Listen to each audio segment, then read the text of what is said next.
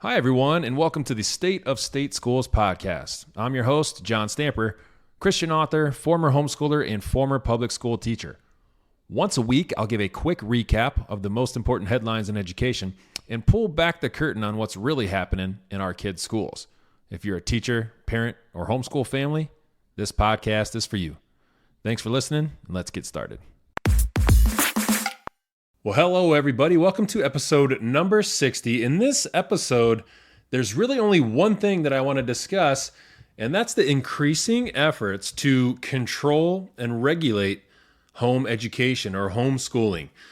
For those of you who don't send your kids to government or private schools, but you teach your children at home instead, you may be enjoying that God-given freedom of training up your children in the way they should go. But there's no guarantee that freedom will last forever. I think the common mindset is that public schools do their own thing, private schools do their own separate thing, and homeschoolers are also doing their own thing. They're all separate. But a lot of powerful people and powerful groups want to bring you and your children under the control of federal and state authority. And they're trying to do it in the name of accountability and transparency. Many private schools are already under control of state governments, thanks in part to school choice funds and the voucher system. And that control has been handed over without as much as a second thought. And I'm talking about the school choice movement, of course. It's no secret that homeschooling has boomed over the last few years, thanks in large part to the COVID lockdowns and the ridiculousness that ensued. But generally speaking, government schools have been failing academically for decades. But in recent years, it's become overly obvious that government schools are indoctrinating children with anti-American, anti-family, anti-Christian, anti-Bible, socialist, and Marxist ideologies, such as DEI, CRT, and the transgender movement. In fact, that's exactly what the public school system, quote unquote, was designed to do. So in that regard, the public schools have been incredibly successful. The federal government has no right to dictate how parents educate their own children. Yet the federal government, as well as state governments, teachers' unions, and school districts across the country, they're sold out to the idea that children belong in government schools as early as 3 and 4 years old, and that government schools should become community centers that are open 24/7. Now, this would create a socialist utopian hellscape in which parents have no role and no real significance at all. So I thank God that families are leaving the government schools in droves, but everyone knows it's happening. And the powers that be, the teachers' unions, politicians, radical left-wing activists, and many conservatives, and even many Christians, believe the government is responsible for taking your tax money and using it to pay for someone else's child to be indoctrinated. And if these people get their way, the federal government will take control of home education as well. And if that happens, what you teach your children inside your own home will be no different from what's being taught down the street at your local government school. You'll most likely be required to promote a Marxist, woke, atheist, sexually perverted curriculum. And you'll most likely be required to do that if you receive and use public funds for education, such as vouchers. Now, how can the state force you to promote those things inside your own home? Well, if you accept public funds, such as vouchers, under the guise or umbrella of school choice, the government has the right and obligation by law to oversee how you're spending those public funds. But you might say, hey, it's my tax money being given back to me. The government can't control how I spend my money. Yeah, but your private money was funneled through the government system, and now your private money has become public money. Boom. So if you take that school choice money, then you just ate the cheese in the mousetrap, and the government got you. But you also might think, well, I live in Florida, and our legislature promised they would never interfere with homeschooling. Ron DeSantis is our governor. He would never allow that.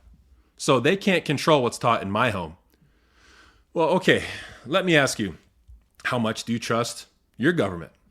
What happens when you get a new governor or a new legislature that changes the school choice policy in your state? It'll be too late because you gave them keys to your house already, and you trusted them to never ever use those keys to get in. And that's the danger of school choice. That's the danger of using public funds for home education. Now, I know school choice is nuanced and it differs from state to state. And I know that teachers' unions and left-wingers generally don't support it, and most conservatives do support it. The left says school choice will defund government schools. And the right says, well, parents should have a say. But the problem is that no matter what side of the aisle you're on, school choice is socialist in nature. It takes your money through legal plunder, aka taxes, and it gives it away to other people. Education is not a right like free speech, so the federal government has no say whatsoever, but states are different. I heard someone say recently that school choice is the most libertarian idea they've heard in ages, or something to that effect. No, school choice is not libertarian, not even close, simply because it's a government program that increases the size and control of government. Libertarians don't support that. School choice funds are the cheese in the mousetrap. They're the shackles that come with the shekels. Now, I said all of that just to talk about the Homeschool Hub. Homeschool Hub, which just might be the newest mousetrap. Alex Newman wrote an article in the Harbinger Daily warning that Homeschool Hub is seeking to control home education. The Homeschool Hub claims to be the newest leader in all things homeschooling. Research, resources, data, you name it. It was created at Johns Hopkins School of Education, and the group says they want to bring quote-unquote transparency to homeschooling, which transparency is just a code word for more government oversight. Control of education, especially home education, is something the United Nations has been gunning for decades now. The creator of Homeschool Hub said, quote, "As homeschooling continues to expand and evolve, we need a better understanding of this growing and diversifying education sector. We need policy based on facts, not historical stereotypes. My hope is that the Homeschool Hub will help fill these needs to increase transparency and expand awareness to encourage evidence-driven policy," end quote. So there it is. Homeschool Hub wants to create policy and increase quote-unquote transparency. Now, let me ask you parents out there who are teaching your kids at home, do you want or need anyone to create a policy for how you teach your kids at home? Well, that's the mentality of these big government socialist groups. They often feel entitled to control other people's kids. Now, of course, the Homeschool Hub uses nice sounding buzzwords. Like, who could disagree with transparency, right? I mean, if you're not transparent, then you must be hiding something. You must be dangerous. Ooh. But transparency with what you're teaching your children in your own home? How would that work? How do they plan on achieving that? Well, using school choice is one very easy solution. If you take those public funds, by law, government oversight is attached. Even if your state legislature says the government will not dictate what you teach inside your home, they're obligated by law to regulate public funds and where those tax dollars are going. So do you trust your state's DOE, Department of Education, which is most likely overrun with Marxists? Well, I wouldn't. And that's really the only question you need to ask yourself. Do I trust the government to give me quote unquote free money and stay out of my business? The answer, I hope, is a resounding no, and that should settle it.